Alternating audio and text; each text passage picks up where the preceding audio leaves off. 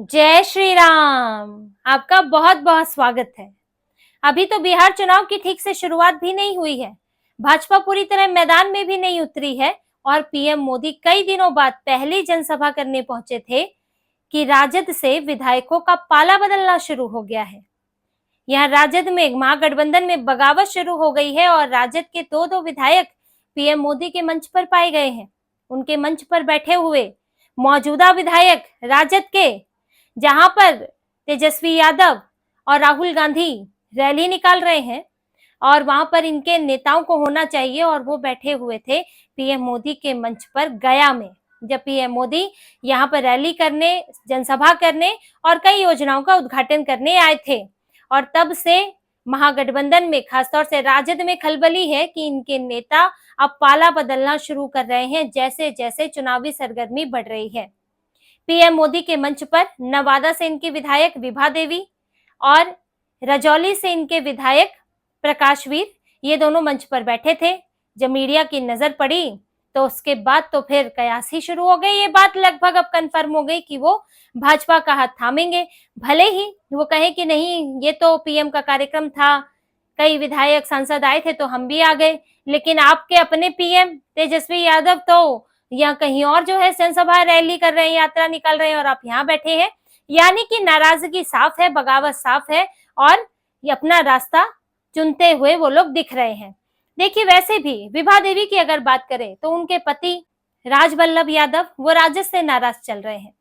वो अभी जेल में भी थे, उनके ऊपर नाबालिग से दुष्कर्म का मामला था। हालांकि एमपी एमएलए कोर्ट ने उनको रिहा कर दिया है और इसके बाद से नवादा में समीकरण राजद का बिगड़ गया है, क्योंकि राजवल्लभ यादव का वहां इस इलाके में प्रभाव है और उनकी पत्नी विधायक है और वो लोकसभा में भी टिकट मांग रहे थे अपने परिवार के एक सदस्य के लिए, लेकिन राजद ने नहीं दिया, जिसके बाद उनके भाई ने निर्दलीय चुनाव लड़ा था।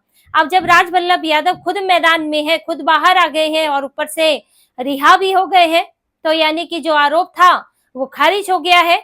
तो इससे तो अब उनके लिए और ज्यादा आसान हो जाता है अपने लिए प्रचार करना, पत्नी के लिए या फिर राजद को नुकसान पहुंचाना। और यही मुश्किल है अब यहाँ पर नवादा में इनके लिए। और विभा देवी साफ तौर पर दिखा चुकी है कि वो राजद को अब छोड़ने के मूड में है और बीजेपी के साथ जाना चाहती हैं। तो यहाँ राजवल्लभ यादव नवादा में राजद के लिए, तेजस्वी यादव के लिए समीकरण बिगाड़ सकते हैं। इसी तरह से प्रकाशवीर, जो कि रजौली से थे, आरक्षित सीट से 2 बार विधायक है, 2 बार विधायक रहे हैं, अभी सिटिंग विधायक है, लेकिन उनका भी टिकट कटने की संभावना जताई जा रही थी, जिसके बाद प्रकाशवीर ने भी बगावती रुख अपना लिया है। और ये तो अभी 2 ही विधायक हैं। देखिए, ऐसा नहीं है कि नेता इधर से उधर नहीं जा रहे हैं, लेकिन पूर्व विधायक जा रहे हैं। कोई ऐसे नेता है जिन्हें अब कोई पूछ नहीं रहा है, वो जा रहे हैं, वो एक अलग बात होती है। लेकिन एक तो सिटिंग विधायक का जाना, ये एक बड़ी बात है। दूसरी बात, कुछ प्रभावशाली नेताओं का जाना, वो और बड़ी बात होती है। और तीसरी बात, ये सिर्फ 2 विधायकों तक नहीं है, राजद और कांग्रेस में ये एक बड़ी समस्या है, बगावती नेता, क्योंकि इनके पास नेताओं को देने के लिए टिकट नहीं है, सीटें नहीं है। सीटों की जो मारामारी चल रही है महागठबंधन के अंदर, उसकी वजह से इनके ज्यादा से ज्यादा नेता बागी हो सकते हैं। और वहां से तेज प्रताप यादव ने भी एक पार्टी बनाई है और वो भी 5 पार्टियों के गठबंधन के साथ हैं। तो जो यहाँ बागी होगा, जो यहाँ नाराज होगा, वो तो उधर भी रुख कर सकता है। और तेज प्रताप यादव जीते ना जीते, लेकिन वो इस बार चोट पहुंचाने के लिए जरूर चुनावी मैदान में उतरे हैं। और ये राजद और कांग्रेस के लिए नाराज नेताओं को मनाना अभी से ही मुश्किल हो गया है। देखिए, राजद ने पिछली बार चुनाव लड़ा था 144 सीटों पर, इस बार 120 सीटों पर कम से कम लड़ना चाहती है। तो यानी कि जो वो 24 सीटें हैं, उन सीटों पर जिनको टिकट मिला था उनको मिलेगा नहीं, कोई चांस नहीं है, वो किसी और के खाते में जाएंगी वो सीटें। अब जिन सीटों पर पिछली बार दिया था 120 सीटें, उसमें से भी सबको रिपीट कर नहीं सकते। जिन सीटों पर जीते थे उसमें भी सभी सिटिंग को दे नहीं सकते हैं। हो सकता है किसी का रिपोर्ट कार्ड खराब हो या फिर कोई किसी की अपनी दूसरे की लॉबी हो, तो बहुत सारी चीजें होती हैं, तो उसमें सबको मिल नहीं सकता। तो यानी कि नाराज नेताओं की लिस्ट लंबी चौड़ी होने वाली है। यही हाल कांग्रेस में है। कांग्रेस ने अभी उम्मीदवारों के लिए एक सेशन रखा था चुनने के लिए, एक जो समिति बिठाई थी अजय माकन के नेतृत्व में, लेकिन उसमें इनके पास 3000 आवेदन आए हैं सभी सीटों के लिए। और कुछ कुछ सीटें ऐसी हैं जिसमें 200-200 आवेदन है, एक सीट पर 200 लोग। इतने आवेदन क्यों आ रहे हैं? क्योंकि उन्हें पता है कि कांग्रेस चुनाव नहीं लड़ रही है, महागठबंधन चुनाव लड़ रहा है।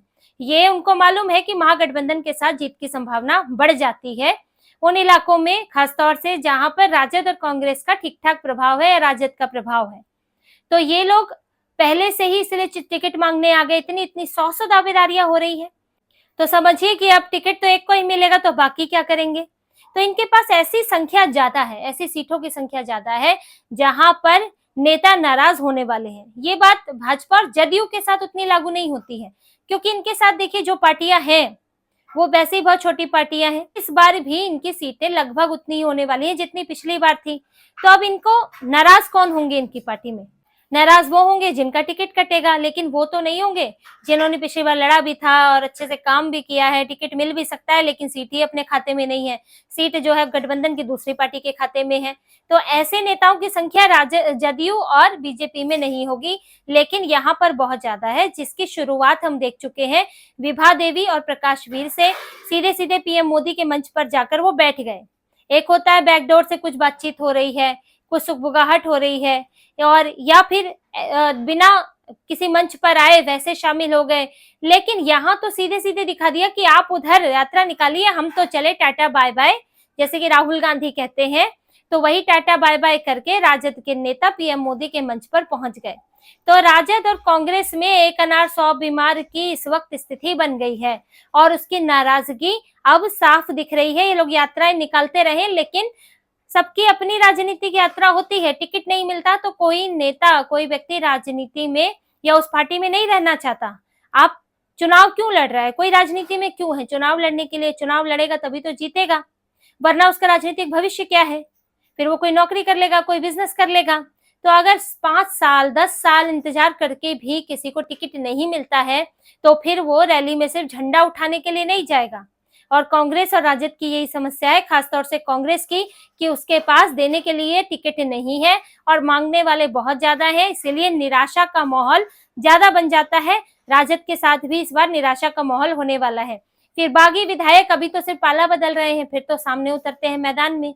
हरियाणा में हुआ था, उनको प्रतिद्वंदी पार्टियों का सपोर्ट भी मिल जाता है और उनको मैदान में उतारा जाता है, वोट कटते हैं, जिसका नुकसान होता है। हरियाणा में कई जगह कांग्रेस को नुकसान हुआ है बागी नेताओं के उतरने से। पीएम मोदी के मंच पर राजद के 2 विधायकों का होना ये साफ संकेत है कि एनडीए से उम्मीदें बढ़ रही हैं, पीएम मोदी से उम्मीदें बढ़ रही है, और दूसरी तरफ राजद और कांग्रेस के अंदर बगावत के सुर बढ़ रहे हैं। पार्टी के अंदर सीटों के लिए और टिकट के लिए, पार्टी के अंदर और गठबंधन के अंदर दोनों ही जगह मारामारी चल रही है। अभी यात्रा खत्म होने के बाद जब महागठबंधन बैठेगा मीटिंग में, सीटों को लेकर चर्चा होगी, तो असली इनके गठबंधन की क्या ताकत है वो तो तब निकलकर सामने आएगा, क्योंकि गठबंधन की सीटों पर कोई बात करने को तैयार नहीं होता है, क्योंकि उस पर ही इनका फैसला नहीं हो पा रहा है, जिसके कारण अब इनके जो नीचे के नेता हैं, जो इनके विधायक हैं और जो इनके जमीनी स्तर के नेता हैं, उनके लिए अब इंतजार कर पाना, धैर्य रख पाना और मुश्किल होता जा रहा है। तो इसी तरह की और खबरें और विश्लेषण आपके लिए लाते रहेंगे। हमसे जुड़े रहिए, सब्सक्राइब कीजिए, कमेंट कीजिए। बहुत बहुत धन्यवाद। जय श्री राम।